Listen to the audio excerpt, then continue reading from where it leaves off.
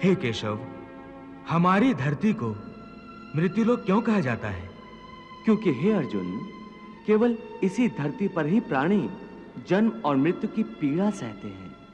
अर्थात दूसरे लोकों में प्राणी का जन्म अथवा मृत्यु नहीं होती? नहीं अर्जुन, उन लोकों में प्राणी का न जन्म होता है और न मृत्यु, क्योंकि मैंने तुम्हें पहले ही बताया था कि मृत्यु केवल इस शरीर की होती है, आत्मा की नहीं। आत्मा तो न जन्म लेती है और न मरती है। तुमने तो यह भी कहा था कि आत्मा को सुख दुख भी नहीं होते, परंतु अभी कह रहे हो कि मृत्यु के पश्चात आत्मा को सुख भोगने के लिए स्वर्ग आदि में अथवा दुख भोगने के लिए नरक आदि में जाना पड़ता है। तुम्हारा मतलब यह है कि आत्मा को केवल पृथ्वी लोक पर ही सुख दुख नहीं होते, स्वर्ग अथवा नरक में आत्मा को भी सुख या दुख भोगने पड़ते हैं?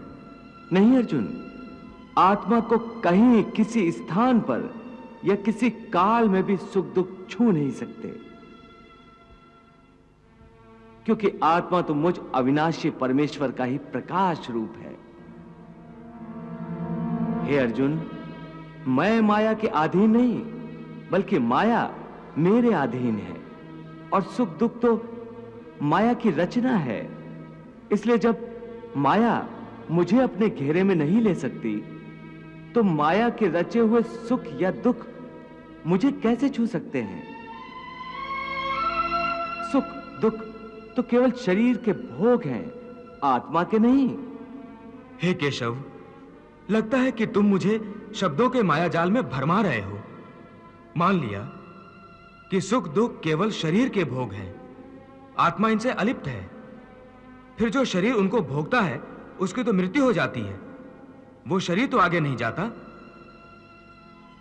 फिर स्वर्ग अथवा नरक में सुख दुख को भोगने कौन जाता है? जीव आत्मा। जीव आत्मा? हां पार्थ, जीव आत्मा।